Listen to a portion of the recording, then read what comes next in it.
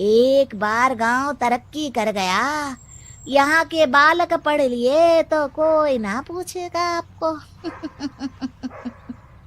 और फिर ये जो बेटा और बेटी है ना आपके, इनको भी आम लोगों की तरह ही जीवन जीना होगा। हाँ, लेकिन करे तो क्या करे? वो ना आप मुझ पर छोड़ दीजिए, बस मैं जैसा बोलूं करते जाइए। अगले रोज सुबह जब गांव वाले सोकर उठते हैं तो राधा के घर के बाहर और साथ ही वो लोग जिन्होंने राधा का सपोर्ट किया था उनके घर के आगे लाल रंग से कल आऊंगी लिखा होता है। कल आऊंगी? यह क्या होता है? अरे यह तो खून से लिखा है, लगता है कोई भूत प्रेत या चुड़ैल का साया है। चलो सरपंच जी के पास चलते हैं। सभी सरपंच के पास जाकर उसे सारी बात बताते हैं। अरे ये तो बड़ी मुश्किल की बात है। चलो, मैं एक बाबा को जानता हूँ, उन्हें बुला लेता हूँ। सरपंच बाबा को लेकर गांव के घर के बाहर जाता है। ओहो, तो ये वो चुड़ैल है जो उन लोगों को निशाना बनाते हैं जो गांव को बदलने का सपना देखते हैं। वो गांव को ऐसे ही संपन्न देखना चाहती है। वो नहीं चाहती कि कोई बाहरी यहाँ का कायाकल्प करे। क्या तुम लोगों में से किसी ने गांव को बदलने की सोच रखी है? तभी राधा की माँ रोते रोते आती है। मेरी राधा घर से गायब हो गई है। अरे कोई तो बचाओ, मेरी बच्ची कहाँ गई?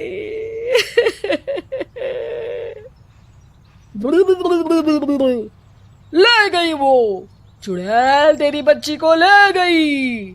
अब वो उसे श्रापित करके छोड़ेगी, उस पर चुड़ैल का साया हो जाएगा। तभी बुरी सी हालत में राधा भी वहां आ जाती है। उसके बाल चुड़ैल की तरह फैले होते हैं और कपड़ों में खून लगा होता है। सभी राधा को देखकर डर जाते हैं। माँ, पता नहीं मुझे कौन उठा कर ले गया था। अरे दूर दूर हो जा चुड़ैल, अब हम लोग इस गांव में नहीं रुकेंगे। अरे कैसे बातें कर रहे हैं आप? कल तो आप मेरे भरोसे गांव का हुलिया बदलने, अपने बच्चों को पढ़ाने और तरक्की उन्नति की बात कर रहे थे, तो आज क्या हो गया आपको? ये फिर तुम लोगों को बहकाएगी। ये चुड़ैल गांव में आ चुकी है, ऐसे ही ये तुम्हारे घर के बच्चों को भी ले जाएगी। गांव वाले राधा को गांव से बाहर निकाल देते हैं। उसके माँ बाप रोते रहते हैं लेकिन गांव वाले नहीं मानते।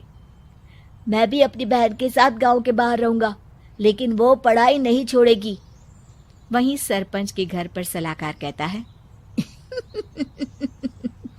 देखा, सांप भी मर गया और लाठी भी नहीं टूटी। लेकिन अगले ही दिन सरपंच के घर के बाहर भी वही शब्द लिखे होते हैं और फिर सरपंच की बीवी कहती है, हमारी बेटी को किसी ने अगवा कर लिया है। तभी राधा का भाई वहां आ जाता है। अरे गांव वालों, मैंने सरपंच जी की बेटी को देखा था, वो चुड़ैल उसे उठाकर ले जा रही थी। अरे क्या मजाक कर रहे हो? नहीं नहीं सरपंच जी, आप नहीं जानते, वो चुड़ैल अब आपकी बेटी में आ जाएगी, जैसे राधा के अंदर आ गई थी।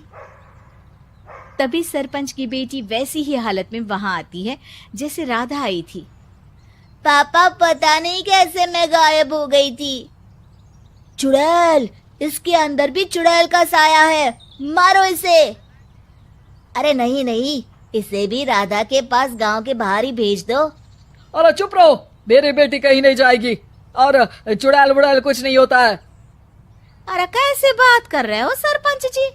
आप तो बोल रहे थे कि आपका फैसला भगवान का ज्ञान होता है, तो अपने पर बात आई तो अब आप ऐसे बोल रहे हैं। अरे ना ना ना, आपको अपनी बेटी को त्यागना ही होगा। अरे बुलाओ बाबा को। राधा का भाई बाबा को ले आता है, जिसे अब गांव वालों के डर के कारण सच बोलना पड़ता है। मैं कोई बाबा नहीं हूँ, मैं तो मोची था। ये सलाहकार महोदय ने मुझे कहा था एक्टिंग करने को। अब वो मुझे पैसे देने वाले हैं। अब मुझे माफ कर दो। गलती हो गई, मुझे माफ कर दो। तभी वहां राधा आ जाती है। देखा सरपंच जी, जब गांव के बच्चे साक्षर होंगे तो आप जैसे लोगों की चालाकी नहीं चलेगी।